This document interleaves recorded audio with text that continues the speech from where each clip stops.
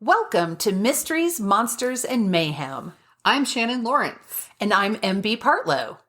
Quick content warning before we get started. This podcast may contain language and disturbing content, so enter at your own risk. Hi again. Hello! We're recording 3 of these today to get caught up because... So by the next one we record, we should be good and punchy. That's right. Maybe we'll have voices, maybe we won't. You'll discover. Not.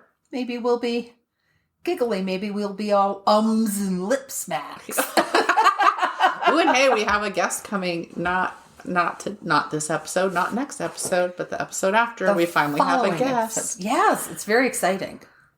And he's made a movie. Yes. So that would be fun. Be very exciting. Guess what I saw on TV? What? I saw the lead singer of Judas Priest with his arm around Dolly Parton belting out Jolene. Interesting. It was. I watched... She's done some mishmash, with surprising people. She has, but this was the Rock and Roll Hall of Fame induction. So this is not something you undertake casually because it's 5 days long.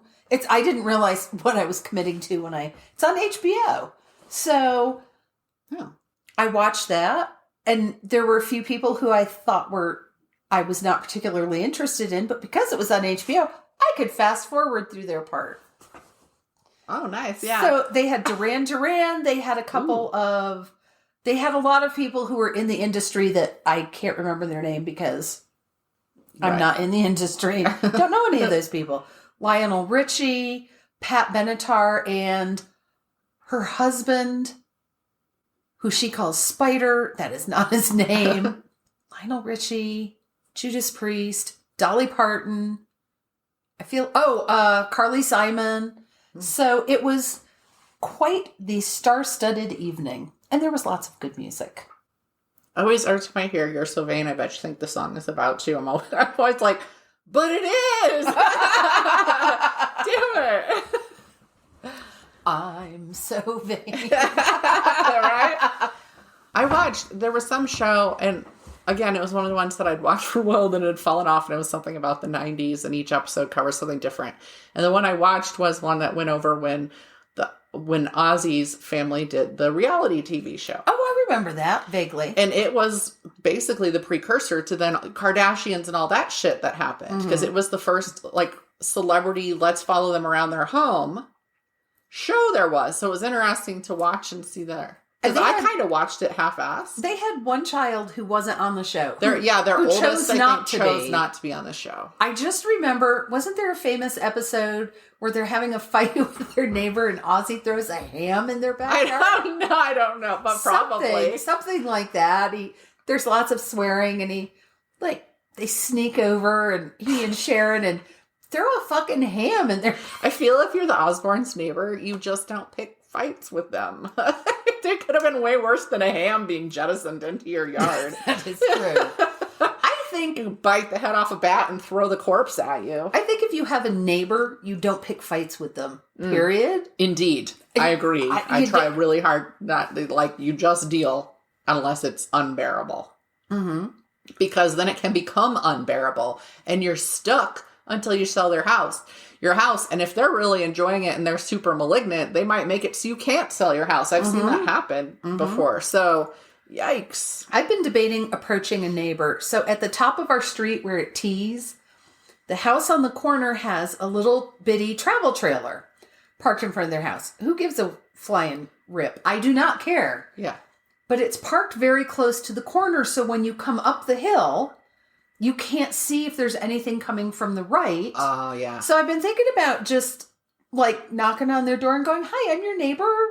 I'm just curious, do you think you could possibly move that forward a few yards so that we can see around it when we're coming up the hill? If they say no, I'm not going to... I mean, it's totally cool that you have it out there, but... Yes, I'm not... It's creating a blind spot. Could it be adjusted? Could you possibly move it? I'm not saying it can't be there. More power to you. It's a hell of a cute little trailer. We had our HOA, you're not allowed to park anything on the street, which I'm finding it's super frustrating. And as you get teenagers who then, I mean, my daughter's going to be old enough soon. And then, oh God. So we do constant car juggling to figure it out. And half the time, I either leave very early or very late for things. That's just the way I am. Because, yeah, it's if I've got somewhere to be, I've seen that it's an ADHD thing. Legitimately. If I have something to do later in the day, if I have a meeting at 4 p.m., I cannot do anything else before then. Because either I'll get so engaged and hyper-focused on something that I'm going to leave late, or... but my brain also just won't let me. It's all, this is the thing we have to do today. And I'm like, you have 2 hours. You could be doing something in that 2 hours. And my brain says, no, we can't. Somebody posted out the other day and I was like, oh my God. I can relate. You're right. But yeah. So if you're leaving late for something and there's cars behind your car and so I ran over our torch the other day and was still 20 minutes late for something because it was the day where my electrical stuff was breaking everything. Oh, that day. Okay. And so I tried to use my garage door opener and it wouldn't work. Oh. Because of course it wouldn't that day. For people who don't know, I have like an electrical thing. And my grandpa had it too, and it actually was like a heart thing. So I don't know. I've never been diagnosed with that. But I zap, for example, I can't wear watches because I zap the batteries and they die within maybe like 2 days of me trying to get a watch. I tried kinetic watches and they wouldn't die because they were being run by the kinetics, but they were wrong all the time and the hands would move at weird speeds and stuff like that. And so it was like my own little Bermuda Triangle on my wrist. So I had to give up on those as well. And so the more emotional I am, so the stronger my emotions at that point. And when you're already late and then you get frustrated because you're trapped in your driveway, then that builds. And I will pop light bulbs and stuff like that. If I touch a light switch, it'll pop the light bulbs. And anyway, it scrambled my GPS. So it had me in an entire different part of the city. And then my radio froze and it wouldn't let me change the volume.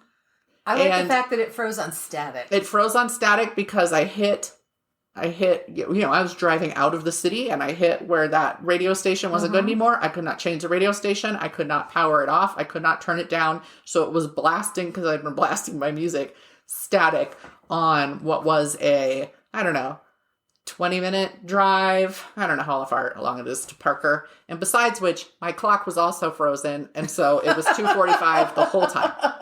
All I can imagine is how insane I would be in a car full of loud static. It was like torture, like that is something they should do in prisons when they're trying to torture people, is just blast static. Do it. I'm telling you, it'll work great. So by the time I got there, I was like, a little twitchy. And luckily the person I met was very understanding and nice about it and was like, well, let's sit here and then you can come down from that and we'll have some ice cream. But ice cream helps many situations. Because I didn't want to run back inside and get the keys and move the car, and I just pulled forward as far as I could, and then I pulled into my yard a little and maneuvered out past the car I was trapped by, and I ran over the torch. And then I texted my husband and said, killed another torch, no more torches. Because it's not the first time I've had to drive, partly because we've got gravel right there. So that's not bad. So I can drive into it a little bit. But if there's a torch there, first of all, I can't see where the torches are because I'm in a tall Jeep, right? The torches are short. Yes. So I don't find it. We have people in our neighborhood who have so many cars. Mm-hmm. I'm like, you can't possibly drive them all. Why do you have so many? We have so many cars. And we do have like an extra. And now we have the side-by-side from the cabin down here. Because if we leave it up there, the rats and the squirrels eat it. So we have to fix our yes, they go in and they chew on the wires, and we have a tractor that doesn't work because we have to go through and fix it every summer at the beginning of the summer because they've nested and eaten. And even if we are there for a couple days, we have to leave our hood open on our vehicle because otherwise they go in because it's enclosed and they nest in the engine within the first 2 days. We're lucky when we went up there that didn't happen because we would have been stranded. Like shit.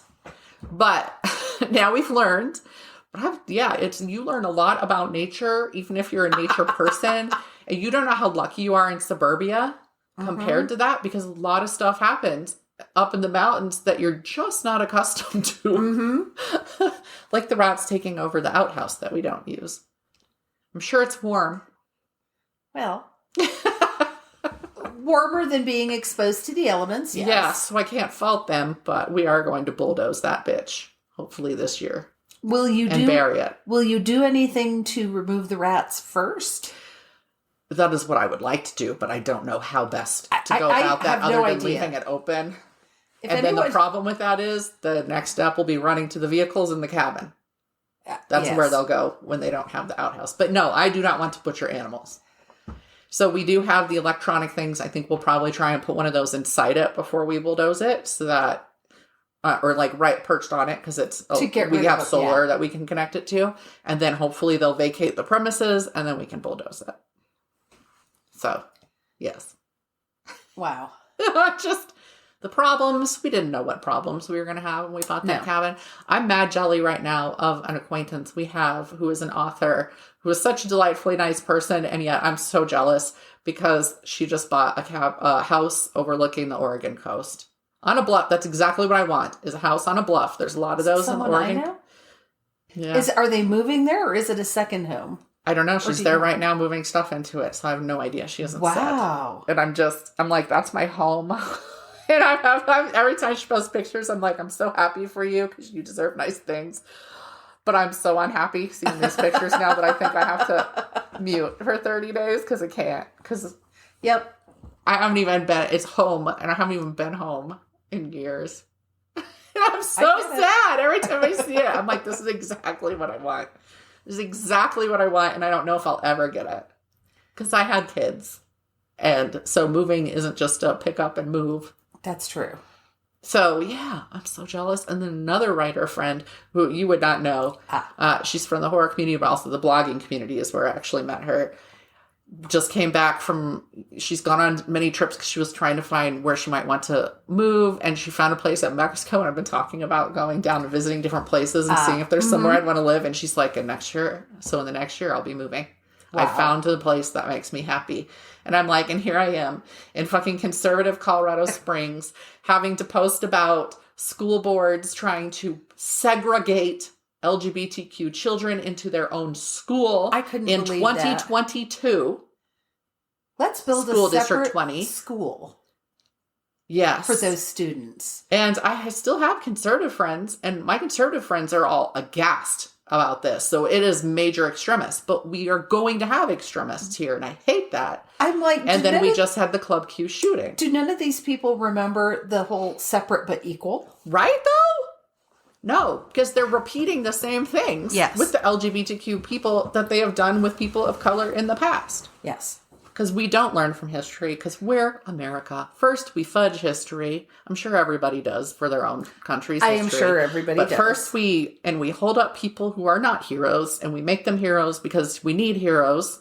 And I feel we just are lacking in those that are important, because that's how we do things. And we segregate, and we repeat our problems. Or we take someone who did a good thing. A good thing. A good thing. Or maybe even some good things. But they were a shitty fucking human being. Mm-hmm. And all we concentrated on is, look at this one good thing they did. They're a hero. Don't even get me started on the subject of Benjamin Franklin. Oh, yeah. And of course, you grow up learning about whoever these people are, and that you're only told all these good things. And then once you start learning the bad things, you have to go through basically the trauma or whatever, the emotion of learning this person sucks. Well, like Abraham Lincoln was that person for me. When I started learning more about him, and I was like, oh my God. He was, oh my God. What? He is not what I thought he was, but man, I held him up. I did reports. I read books about him. We all did, because they were held up as these icons, larger than life, flawless, angelic. Yeah. Never had a human flaw. Whereas if we had learned, here are good things they did, but they were a flawed human, like you and I, then it would be different.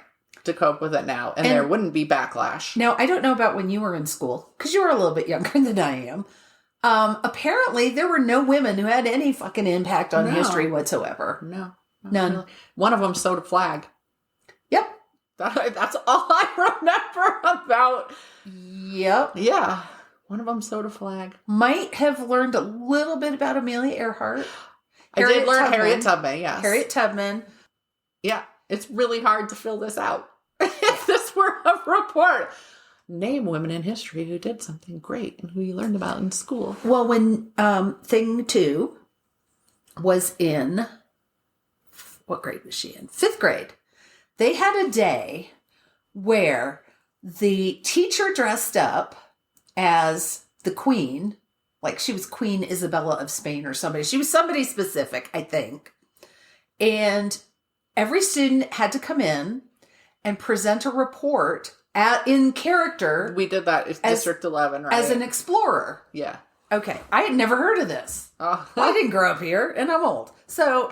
well, I didn't have to do it, but my kids did because they were in the same. Okay. Yeah. So Nikki comes home, and she's not very excited about whoever the explorer is. And I said, being me, said, why don't you do a woman? And she said, I would love to. Can you help me find one? Mm-hmm. So they are very hard to find.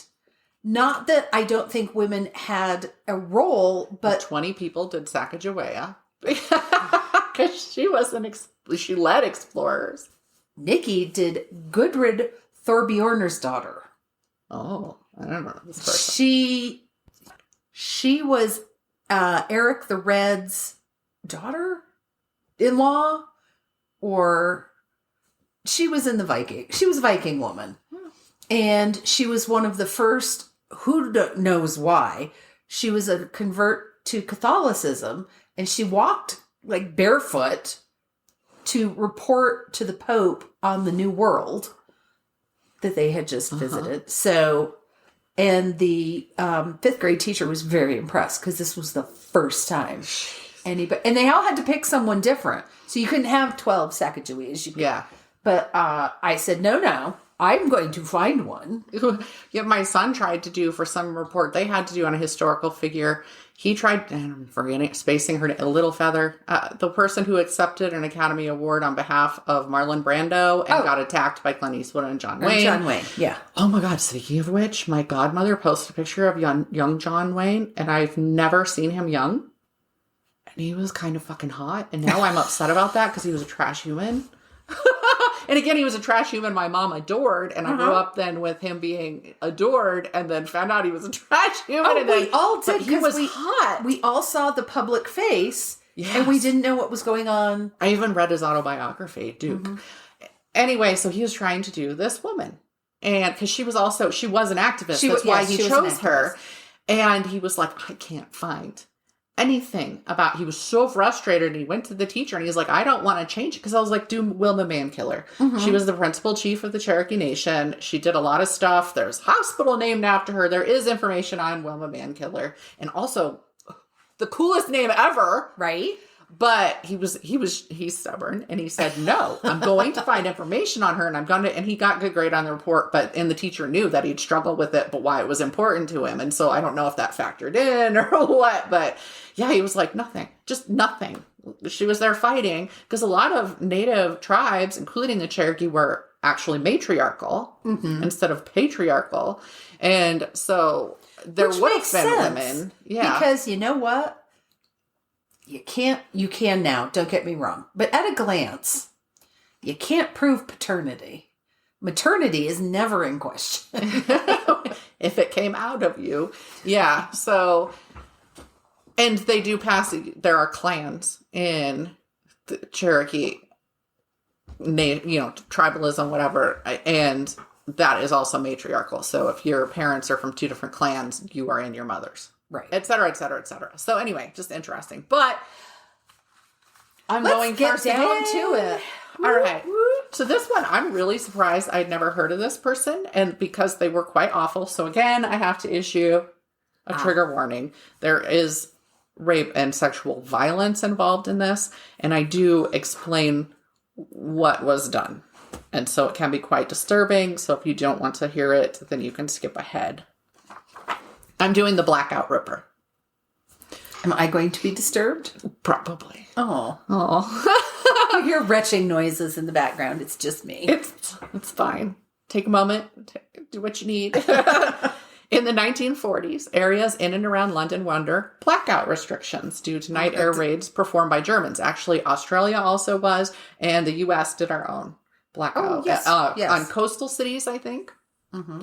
It was World War II, and the bombings could be constant. Blackout restrictions were intended to make it harder for enemy aircraft to figure out where to drop their bombs, though it was later stated in reports they weren't looking for house lights and stuff. They went by, say, topographical stuff more like, so the moon would be reflected in bodies of water, so they could go by where the bodies. So anyway, I don't know how effective it was, but the people had to live like this for 5 years in London. That would make you crazy. Yeah. Here's what we're going to discuss. Think how dangerous it is when there's no streetlights. Mm-hmm. If you're a woman having to walk home from work alone, when you can't use your headlights on your car, there's a lot. Mm-hmm. Okay.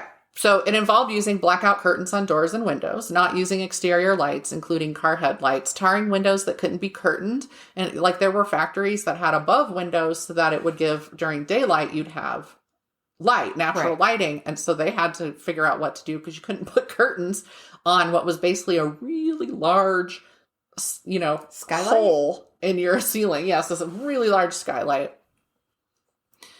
And adding fixtures so they would use traffic lights, but they added on these basically fins or levers so that it pointed downward. So if you're in a car, you can see it, but it's not shining upward. Police were stretched then, and a lot of them were in the military. They'd been taken away to the military.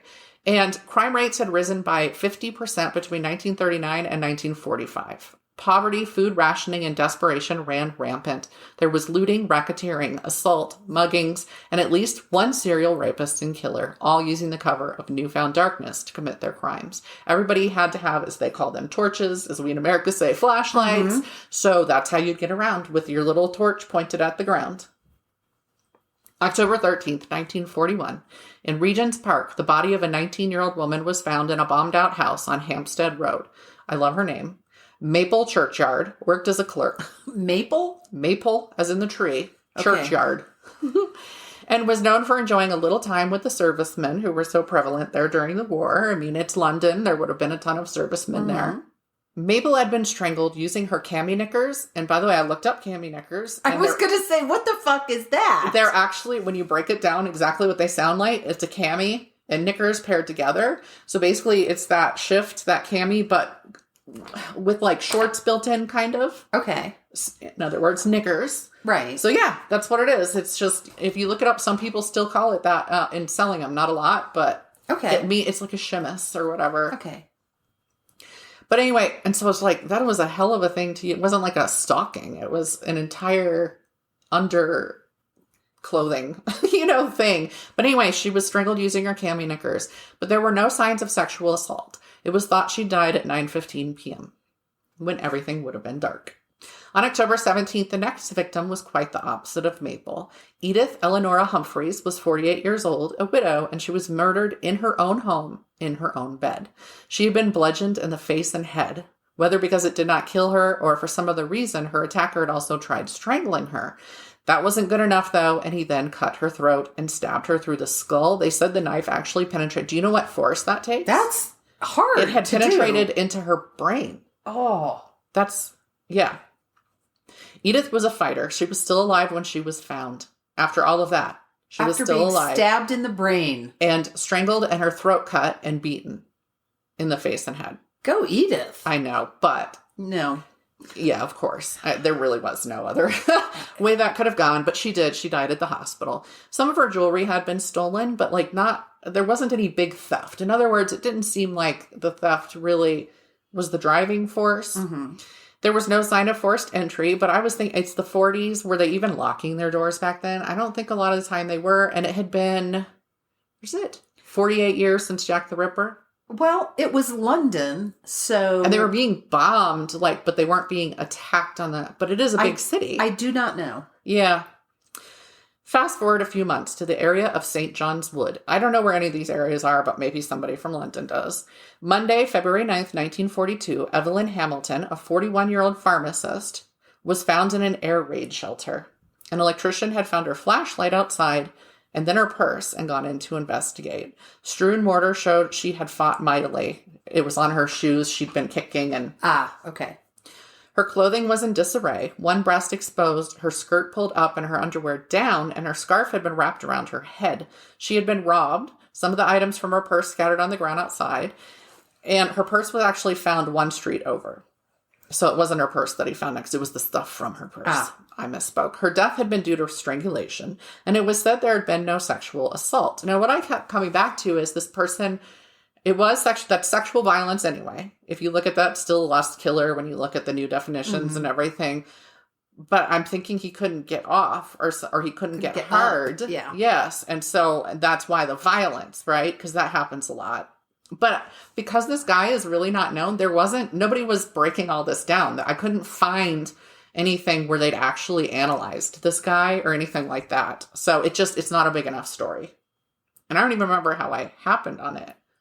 Yeah. Yeah. So, I do, because I was looking at somebody related to John Wayne Gacy that I might cover in the future, which was a satanic cult that they called the something Rippers. So I'll do that later. And so then an article came up about Rippers you may not have heard of. There's a lot of people called the something Ripper. Okay. There we go. But anyway, that's what it was smacking of to me. It was thought she'd been grabbed while walking from a restaurant called Mason Lyons Corner House around midnight. And the thing is, she was just passing through. She had been let go from her previous pharmacy job because there just wasn't money, during this time. But she found a new job in a different city, and she was staying here in a hostel for one night. Which is why she wasn't killed in her place and instead dragged into an air raid shelter. And she had been celebrating her birthday alone. She'd had a glass of white wine to celebrate her birthday as she moved on to her new life. And it said that she clearly didn't have a bunch of money because her dinner consisted of 2 pieces of bread and beets. Well. And then she splurged on the glass of wine. I was going to say. Or rationing. They may not have had much to offer her. Yeah. Though she'd only been strangled, and I know I said only, but I mean compared to the last woman. There were small cuts on her exposed breast, and there was like a small cut on her eyebrow. But she hadn't been brutalized the same way, so I'm assuming because it was out kind of in the open, that maybe that was a lot trickier. Maybe he heard something and he had to go, something like that, and so he did it fast. Throughout these crimes, it was determined the killer was left-handed. This was especially easy to see in the manual strangulations on their throat because the left hand bruising was deeper. Okay. So that was the stronger dominant hand. On February 10th, a 34-year-old woman named Evelyn Oatley was found. Once again, this victim was in her own bed, this time in Soho. Evelyn had started taking older men to bed with her at night because she was afraid to sleep alone during the raids. She felt safer if she had somebody there with her. She had expressed to a friend that she figured older men were less likely to be violent and demanding, and so she would be safe. Unfortunately, she was charmed by someone younger, and it meant her demise. She had been beaten in both the face and chest, strangled, tortured with curling tongs, and finally her carotid artery was sliced. Unlike the other victims, she had been severely sexually mutilated, with emphasis on her abdomen and genitals. The weapons used here were a razor blade and a can opener, and so it's called a tin opener there, and I have a picture of the tin there. Man, like in my head, that's not what it looked like. It's a pretty jagged, sharp, pointy, freaky thing at that time. It's thought that these were post-mortem wounds, that this mutilation came after, thankfully. The vaginal cavity had been sliced up with the can opener as well, and an electric torch. It makes me, like, my legs tense when I was reading through this stuff. And an electric torch, so I'm assuming that was a flashlight, yes, was still protruding from her vagina when the body was found. Her purse contents had been thrown around the room, though it's not confirmed anything was missing. There was probably some small things that were easy to hawk on and any cash. She had no defensive wounds, and once again, her doors were unlocked. Here, the police found confirmation the killer was left-handed. This time it was from the bloody fingerprints that showed it was the left hand. Another first with this crime was that she was seen with the likely murderer ahead of time. Though Evelyn was technically a married woman, she had left her poultry farmer husband to pursue an acting career in the the West End? But she hadn't really made it. So instead, she'd started working first as a nightclub hostess, and then she had started probably being involved in some sex work to make the money.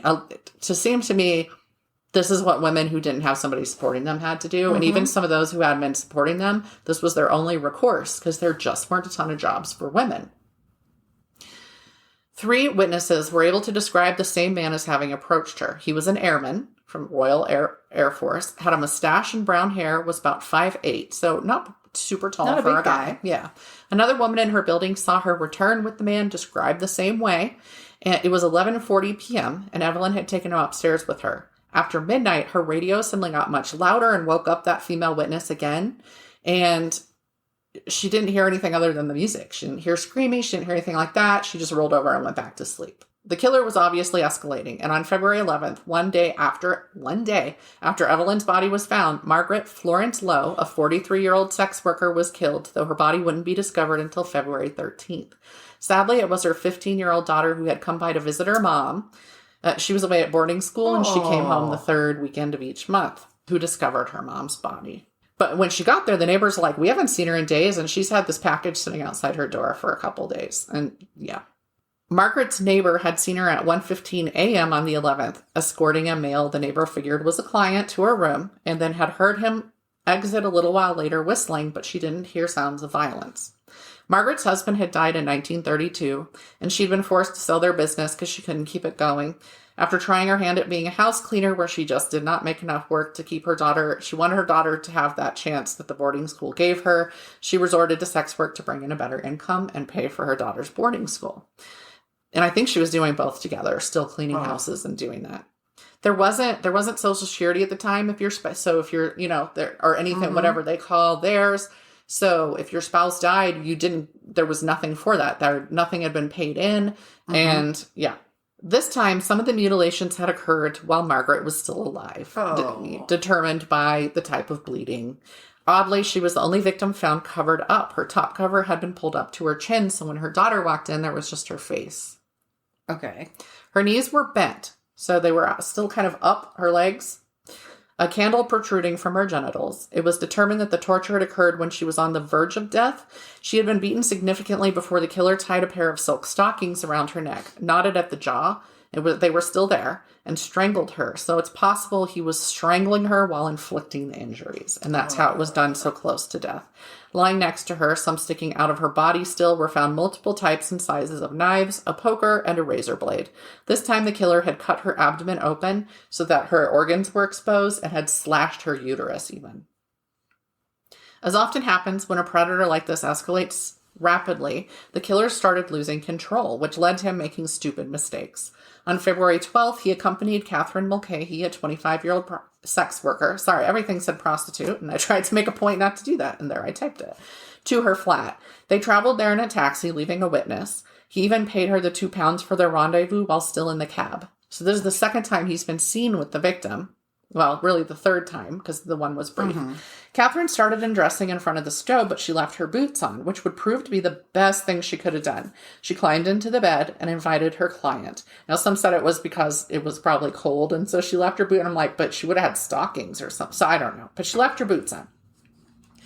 He stripped down first and climbed on top of her, and then he rammed her knees into her stomach. So I don't know if that was like knock the air out of them so they can't scream. And maybe that's why people never heard screams. Right. And then he was pressing them down then. And he had her pinned.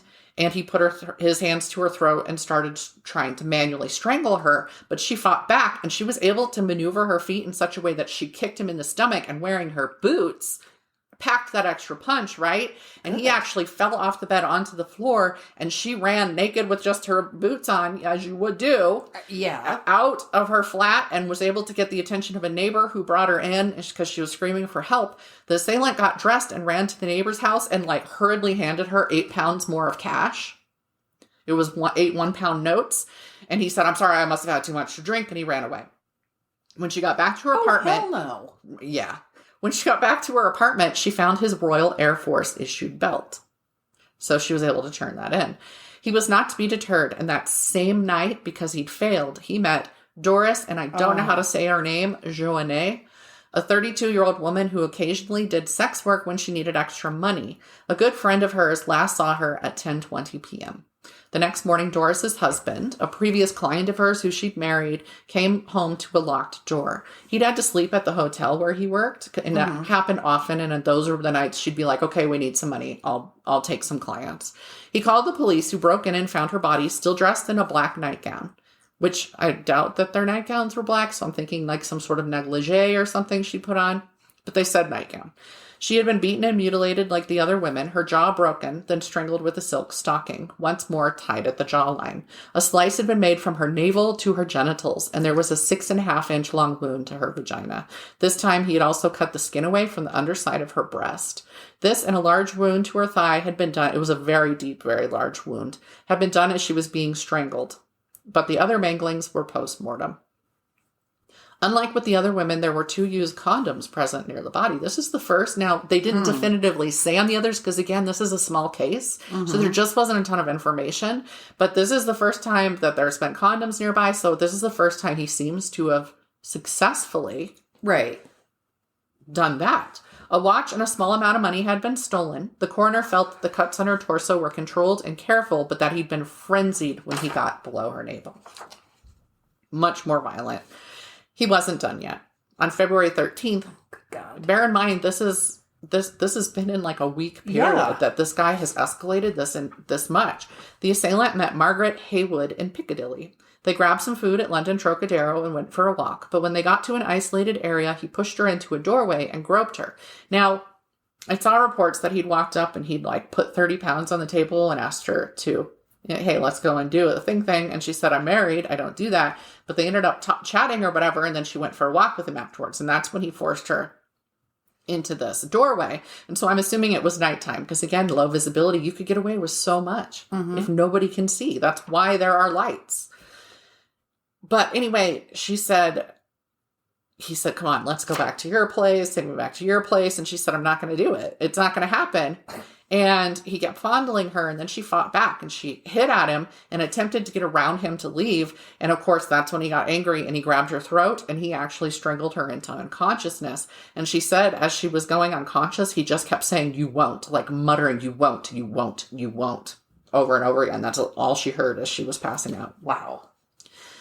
Luckily for her, John Shine, an 18-year-old delivery boy, happened upon the assailant as he was going through her purse. The attacker ran, and Shine was able to offer his assistance to Margaret.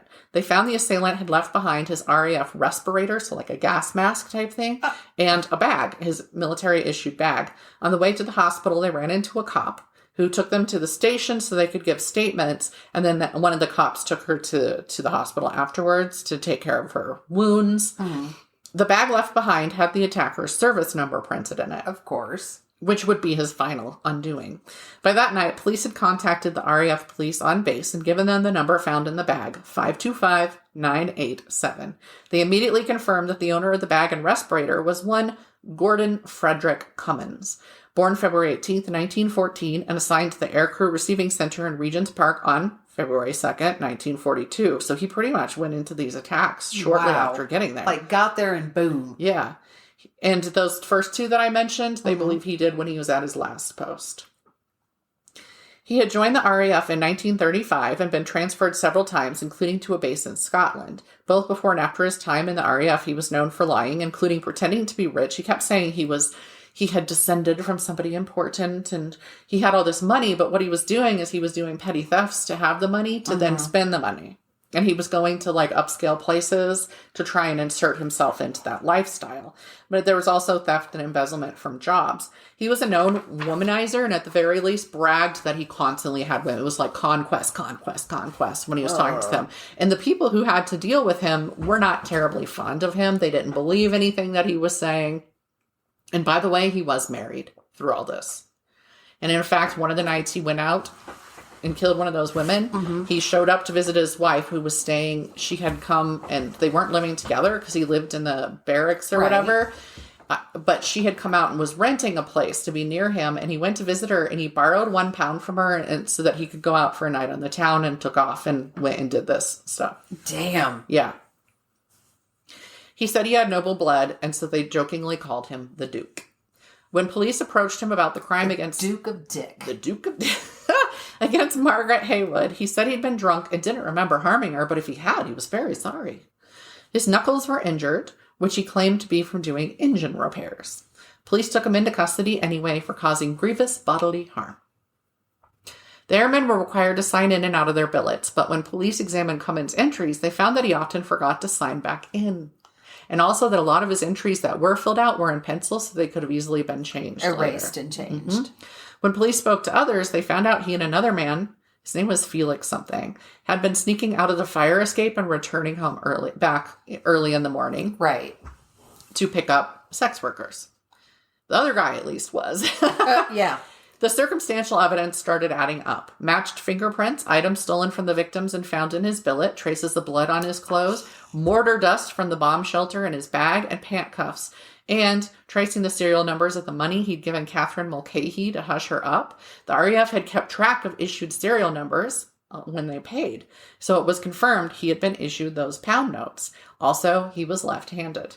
Oh. Then Margaret Haywood identified him in a lineup, but it is important to note that Catherine Mulcahy thought it wasn't him.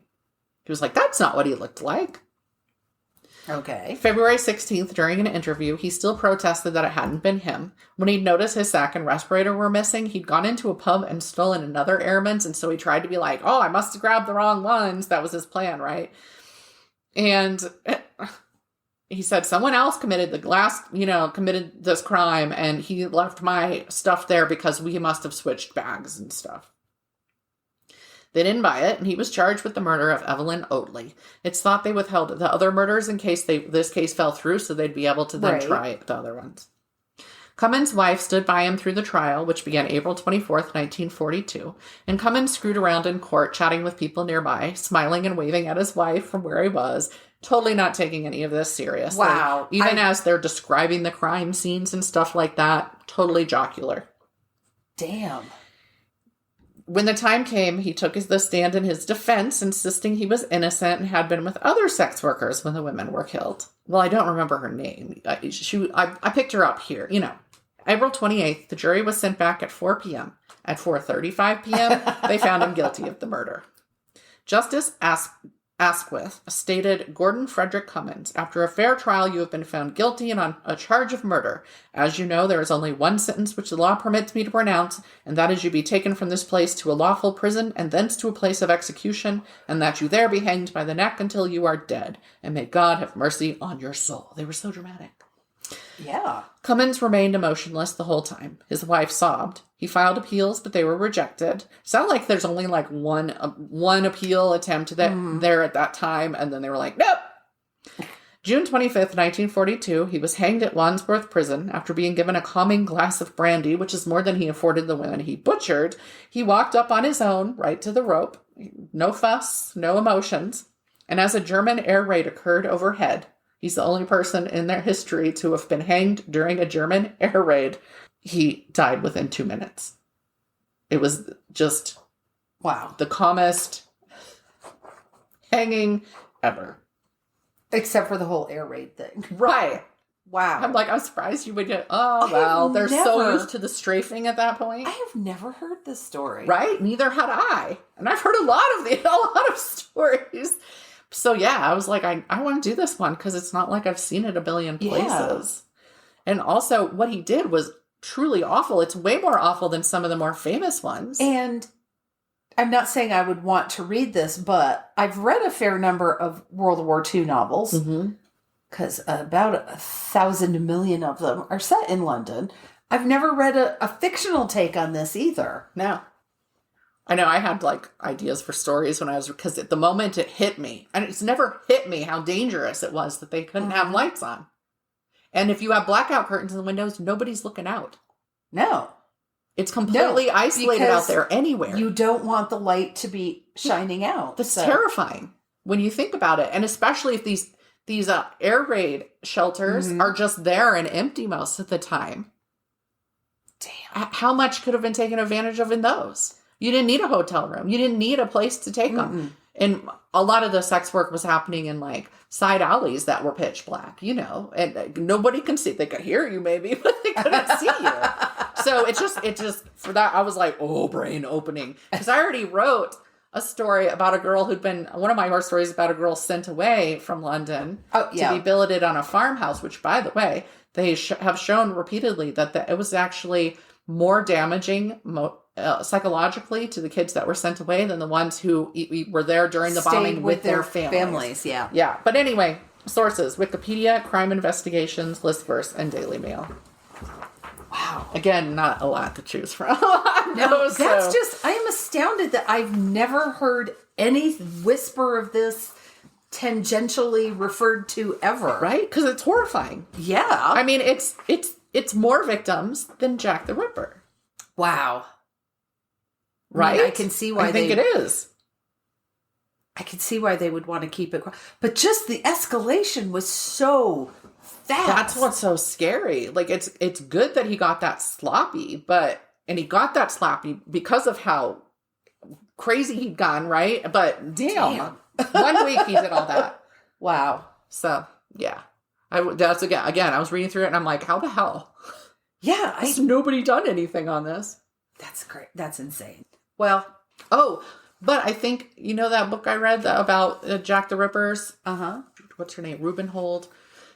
She did a whole book focusing on them, and she's the one who showed that they weren't even all sex workers, even though it's always been said they were. I believe she did just a podcast series that was solely about this, and so I need to look that up. I clearly didn't have time to listen to a whole podcast on it first, but she's the one who goes and gets historical records because she wrote a whole book on the Ripper ladies. Oh, yeah, and I guess she did a podcast series on them too. They're dismissed as... That's why I was like uncomfortable, because it's so easy for them to say they were sex workers, and I'm like, but were they? Yeah. I don't know. It said they were, but... Especially the ones who did it when they needed a little extra income. Yeah. I'm like, yeah. Were they really? I don't know. No. So, I'm going to talk about something completely different. No, for something completely different. In a huge change of tone. Mm-hmm. So I'm calling this one Birthday Mayhem, or Ways I Do Not Want to Celebrate My Birthday.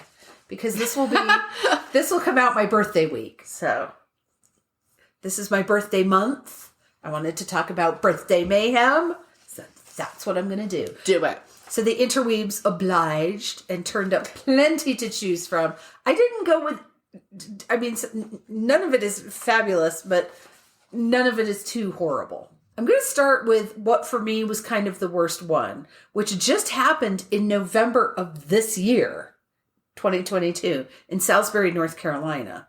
So a family was celebrating a birthday party in their home, and they heard noises outside. And two people wearing ski masks kicked the front door in, and at least one of the people, I believe they were both men, one of the men had a gun. So the party goers, which included 10 adults and 4 children, were herded into the living room while the other one searched the house. The thieves stole sneakers, a laptop, and $200 in cash before making their escape. So the last I could determine, nobody had been arrested yet for this. They terrorized 14 people for $200.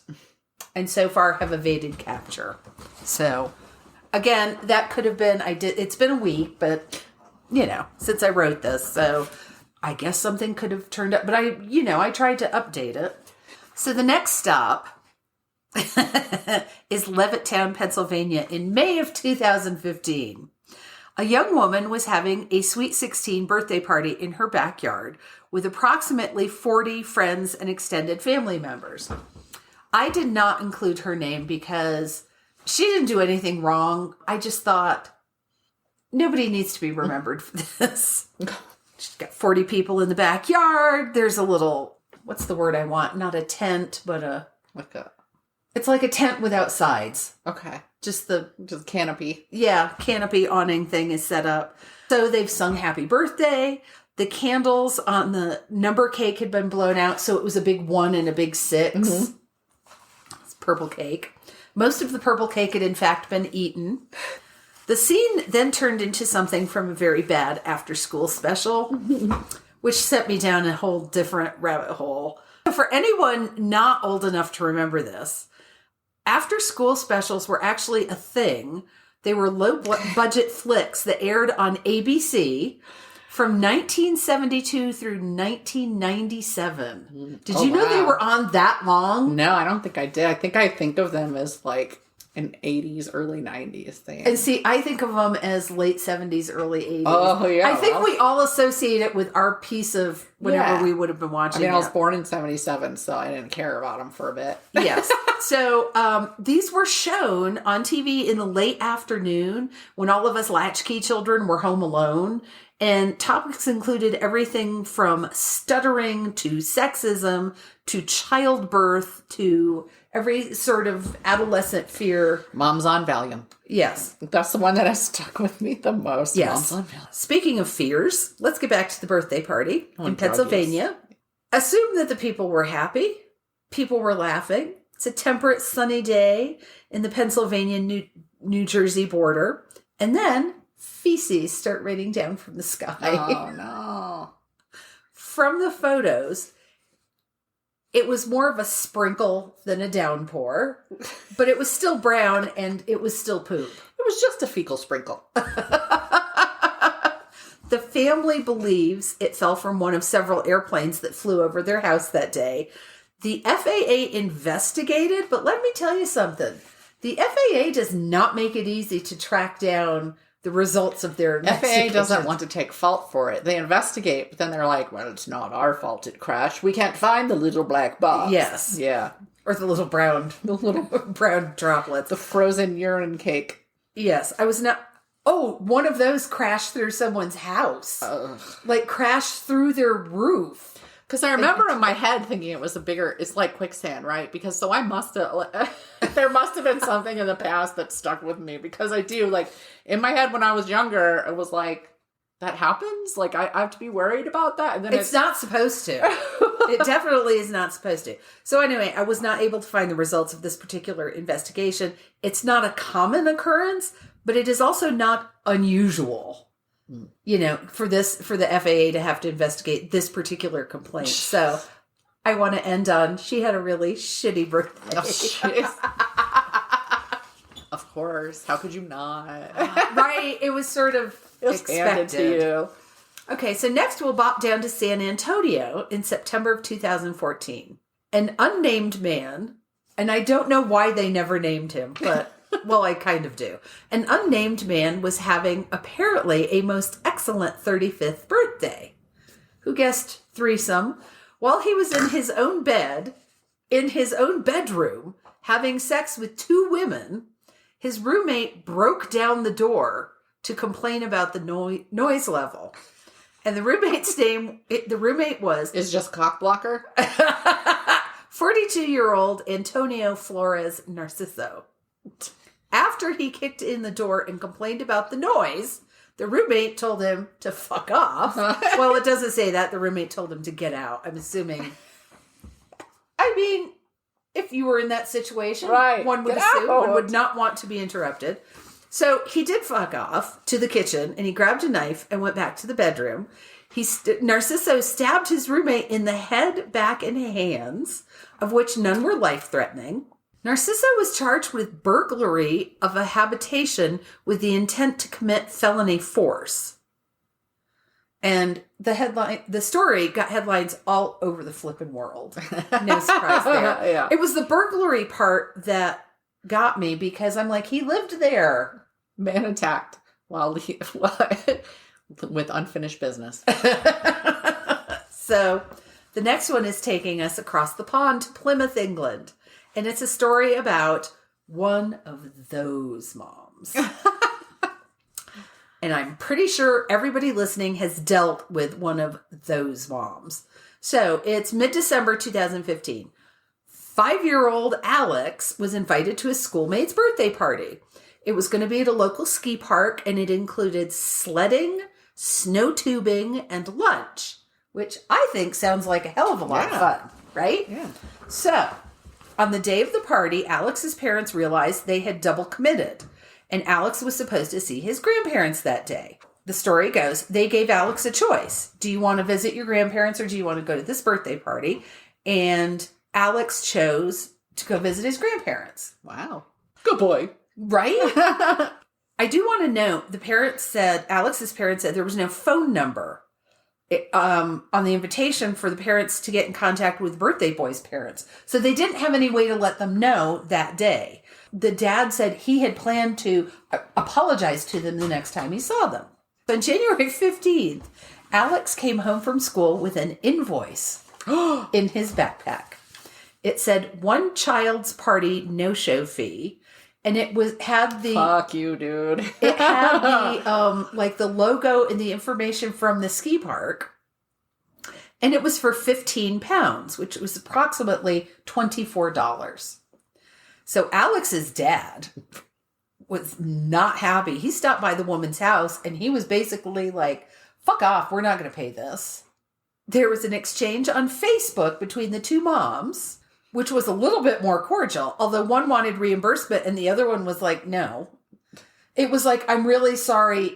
My husband got angry about this. And the woman said, well, yeah, it was pretty abrupt having him show up on my Well, it was pretty doorstep. Abrupt getting an invoice, too. A 5-year-old.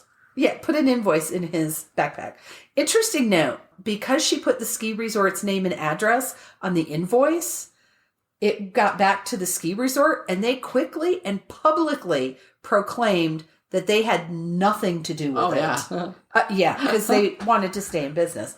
At the last update, the boy's mother still wanted to take Alex's family to the equivalent of small claims court. I mean, do it, but you're going to lose. Over $24. And it would cost the equivalent of $90 just to file the claim. It's the principle of it. What principle? I mean, I mean, everybody's still. We've done a party at a gymnastics place that had free play type stuff, and that somebody's gonna. You just know somebody's gonna no show, and so. And usually there's a group price anyway, but yes, usually, but you don't know if somebody doesn't show up to a birthday party, and you've got 7 kids in your house. You're not paying attention to your phone, for one thing. Yeah. But you don't know if parents forgot, somebody got sick. And let me tell you, if your kid got sick, keep them at home. I'm happy. Yeah. I will send you the goodie bag. I will send you leftovers. Don't send your sick kid to my birthday party. Yeah. But, it could have been an emergency. It could have been any of a number of things. Parents just lose their fucking minds sometimes. So I think this might be my favorite story, my favorite little birthday mayhem story. This one comes from Alaska, and I could not narrow it down to what town it actually happened in. So this is in June of 2014. Little Jackson Merrill was celebrating his first birthday. He was turning 1 year old and was looking forward to his birthday cupcake. More power to him. Until a black bear fell through the skylight and landed 3 feet away from Glenn, Jackson's father. So, happy birthday to you, Jackson. Here's a fucking bear that just fell from the ceiling. At least it would be stunned for a moment. But then after that, all hell. So the family scattered to adjoining rooms. The bear made a beeline for the coffee table and ate all the cupcakes. Oh, yeah. Of course. Uh-huh. Talk about Yogi Bear. In a picnic basket. I mean, there's a reason Yogi Bear characterization happened in the first place, right? They're like, food. I'm about to hibernate, food. Exactly. Except it was in June, so it should. He was getting ready ahead of time. Yeah. No, but they're no charge. They have big body masses and a lot of fat naturally, like all summer even. I bet the cupcake smelled damn good. If I had to go months without food, I would eat the whole time I was awake. Exactly. That is how it would happen. That's how I it do goes. it anyway. So the bear. Fortunately, the family was able to coax the bear out of the house. Mm-hmm. I'm imagining cupcake trails, poking it with a broom. I don't know, but reports say it hung around outside the house, looking in the windows. Well, I mean, it had some good food in there. I'm thinking, is there more? As a mother, I'm thinking it's looking at my 1-year-old as the entree. So I'm like, no fucking way. Can you imagine them trying to have a birthday party for your 1-year-old with a bear at the window? Bear paws pressed to the window and his snout. Little snout, breathing. So looking for a way in. I'm like, how did it get on the roof in the first place? So many unanswered questions. So many. Then I've got a story that really takes the cake. Oh, no. I know you just did a play on words. In 1996, in the Philippines, Alan Barrientos de los Angeles was heavens. Yeah, he's got a lot of names. He was a very wanted man. The crimes he was accused of committing included illegal possession of firearms and attempted murder. Here's a funny thing. A sign in the article that I was reading called it frustrated murder instead of attempted murder. I kind of like that. Yeah. That should be a whole separate category, frustrated murder. So fast forward to April 19th of this year, 2022, 26 years after the warrants were first issued, Alan was caught and arrested. Those warrants can really sneak up. Oh my God. When you're least expecting them. Incidentally, Alan confessed to the crimes when he was arrested. He didn't, there was no problem. They caught him. He gave up. He confessed. However, the police felt bad for arresting him on his birthday. How bad did they feel? They got him a fucking birthday cake. Not just a cake, a decorated one that said, "Happy 45th birthday, Alan." Spelled correctly, Alan with 2 L's. Can you imagine? Frustrated murder charges. But hey, it's his birthday. He deserves a cake.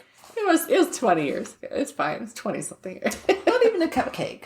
Now, if they'd handed him a Twinkie with a candle in it, fine. That would have been perfect. But it was a nice, I have a picture, it was a nice looking cake. Okay, listen, they just wanted cake, and they were like, if we get him cake, we get cake too. Perhaps. If you get him a cupcake, you don't get cake.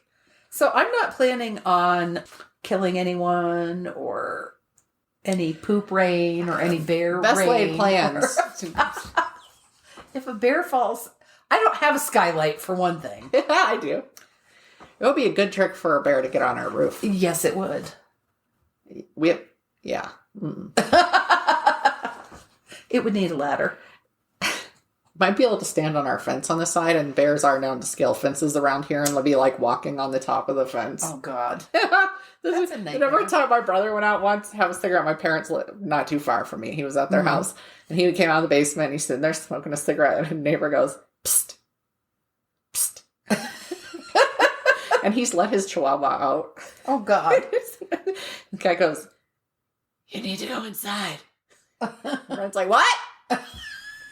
Which brother was it? My oldest brother, the one that would be like, "What?" And he's like, "There's a bear." "What?" "There's a bear on there." And so Brandon looks, and there's the bear up on the fence, and he's like, "Oh shit!" He has to run and grab the back inside. I don't suppose the Chihuahua was named Moo Cow, was it? No, it's not. Harkening back to last week. Okay, so my sources were Oddee, ODDEE.com, KFOR.com, mysanantonio.com. I just fucked up how I typed that, and I'm like, I can't read this. It's typed. It's not even my handwriting. Mashable.com and KIRO7.com. All right. So, yes, I just was like, I haven't done a roundup of an amalgamation in a while, so I just thought, it's time. And what else can you talk about? Poop rain and bears falling through the ceiling and party invoices, birthday cakes in jail. Yeah. All right. So that's a nice positive note to end everything on. Yep. Watch out for poop rain. I already have been. And anybody who's watched the show Dead to Me, I think it's a plane that crashes and she gets killed by a toilet seat at the beginning. Oh, it's not a. I kind of remember that. Yeah, and then she becomes one of the dead like me. Sorry, I think I said Dead to Me, which might be the Christina Applegate show. Yes, Dead Like Me, super good. Mandy Patinkin or however his name is. I think he's in it. Is that him? Shit, I don't remember. It's been a while since I watched the show. I was going to say, that's been a long time. So good, because it's dark humor. I will always love dark humor. Wasn't, the girl, wasn't Jasmine Guy? Yes. She was one of the Reapers or something. I never fucking watched the show, but I remember who was in it. That's funny. Yeah, I think she was the only name I knew going in, really, because she was in teenage stuff at the right age. I was going to say, it's probably because I thought she was such a beautiful actress. I'm not saying she isn't still. I have no idea what she looks like. I feel like that's the last thing I really saw her in. Yeah. Into her heyday, I guess. But you guys can check us out at buymeacoffee.com/mmmayhem. And thank you for listening. We'll talk to you next week. Yes, we'll talk to you next week. Bye. Thank you for listening to Mysteries, Monsters, and Mayhem. Find us on Facebook and Instagram or at our website, mysteriesmonstersmayhem.com.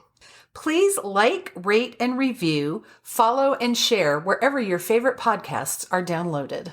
Thank you for listening and supporting our podcast. We'll be back next week with more shenanigans.